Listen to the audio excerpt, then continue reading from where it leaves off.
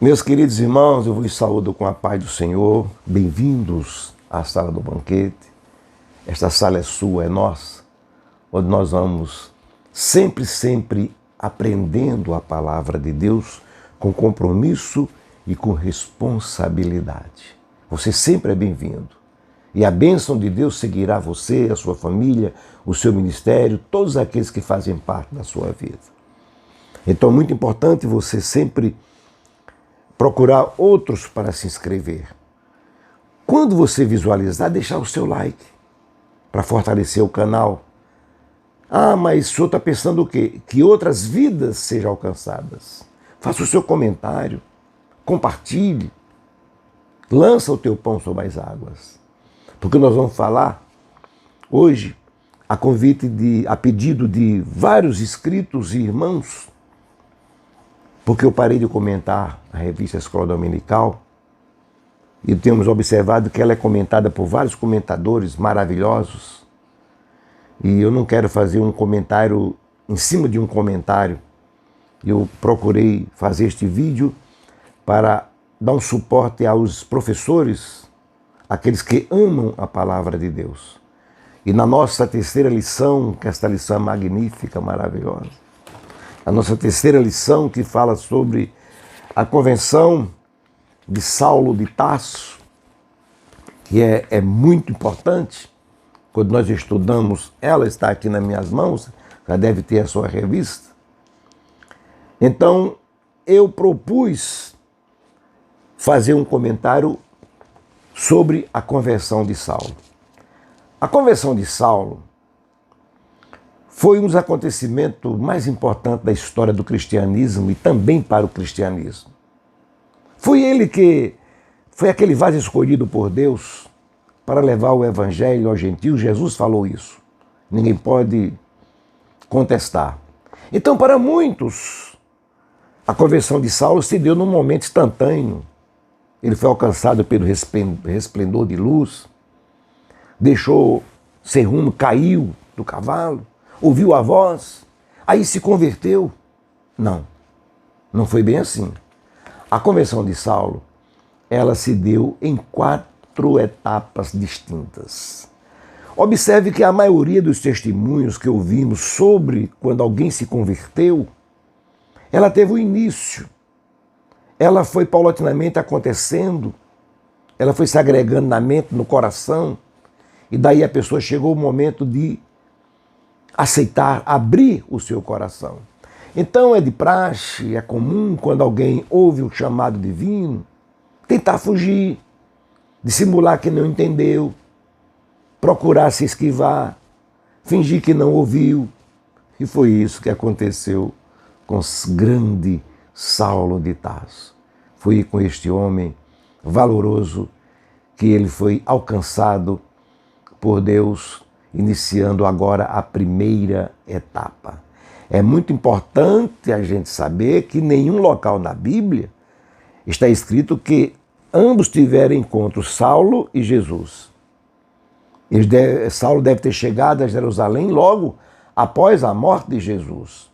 Então, ao chegar em Jerusalém, já tinha acontecido a morte de Jesus, os discípulos já estavam tudo pregando o evangelho, fazendo aqueles acontecimentos, sendo levado a tribunais, operando maravilhas, o corpo já tinha sido curado, aquele negócio todo maravilhoso. Aí foi aí que Saulo conheceu o cristianismo. Ele fez questão de combater, porque o cristianismo para eles era uma ameaça, era diferente com a lei que eles viviam, que eles pregavam. Então ele, juntando-se com muitos amigos e companheiros radicais, pelas tradições judaicas e a tradição de Moisés, que é a mesma coisa, se juntaram para combater o cristianismo. Então, observe que no apedrejamento de Estevão, Saulo de Tarso recebe os espólios de Estevão como um troféu, que foram colocados por testemunhas do assassinato, do consentimento. Atos capítulo 7, versículo 58. Está aqui, você consentiu, matamos. Fechamos a boca de mais um.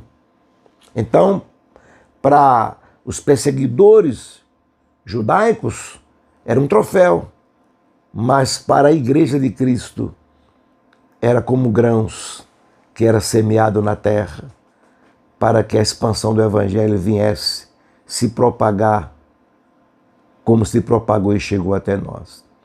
Então veja bem que Saulo, ele estava de acordo com a perseguição aos cristãos. Como também ele estava de acordo, era convincente. Ele estava convincente do que estava fazendo. Ele era conivente da perseguição e também da execução. Em Atos capítulo 8, versículo 1, está escrito que ele consentia na morte de Estevão. É muito importante que ele apenas não permitia, mas ele consentia. Mate, apedreje, estou com vocês. Então, diante dessa atitude de Saulo, a perseguição tomou um rumo intensificado, ardorosamente, e começou por Jerusalém. Muitos cristãos foram dispersos pelas terras da Judéia e Samaria. Mas é aqui que começa a primeira etapa da conversão de Saulo de Tarso. Quando recebeu os espólios de Estevão, meus irmãos, a mente de Saulo de Tarso não foi mais a mesma. A crise do perseguidor dos cristãos começa. Deus começa a agir agora na consciência. Você pecou. Você tirou a vida de um homem que era meu representante. E agora, diante dessa situação, nós observamos que muitas outras pessoas foram assassinadas com o consentimento de Saulo, mas com Estevão houve algo diferente. Foi muito diferente para Saulo. Alguém até diz, escritores já escreveram, que Saulo era muito amigo de Estevão para ele tomar essa decisão. Mas eu não quero entrar por esse caminho. O fato de receber as vestes de Estevão, que foram depositadas pelas testemunhas, marcou muito a vida de Saulo de Tarso. Em dois aspectos atingiu a Saulo de Tarso. O primeiro aspecto foi o aspecto do mérito.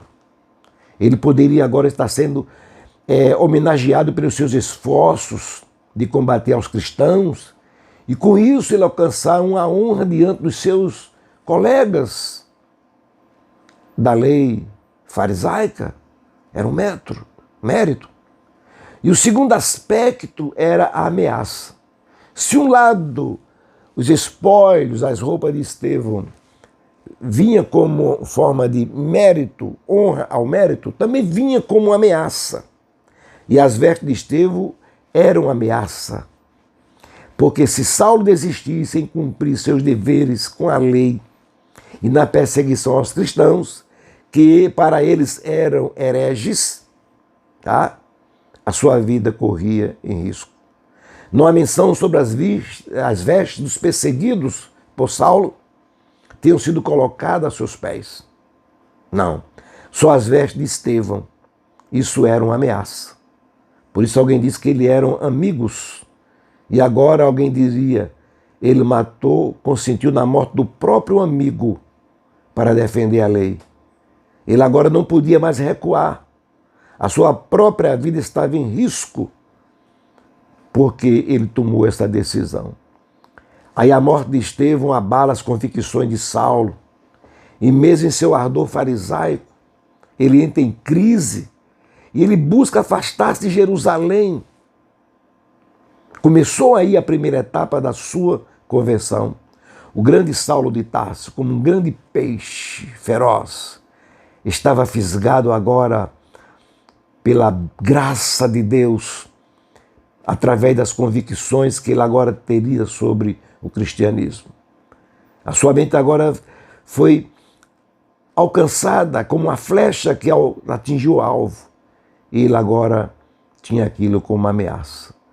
Observe que no capítulo 6, versículo 15 de Atos Apóstolos, relata que diante das acusações que faziam a Estevão, e isso Saulo tomou o conhecimento, o seu rosto brilhava como o rosto de um anjo. E agora ele não tinha outra saída. cumpre-se aquela palavra que o profeta Isaías falou: agindo Deus, quem impedirá? Então está aqui a primeira etapa da conversão de Saulo. E se Deus permitir, nós falaremos amanhã a segunda etapa. Não esqueça de deixar o seu like, de se inscrever, de comentar, de compartilhar, de ativar o sininho. Faça isso, porque Deus vai te abençoar maravilhosamente. Que a paz do nosso Senhor Jesus Cristo seja convosco e que haja saúde e prosperidade para você e sua família, em nome de Jesus. E até amanhã, se Deus permitir.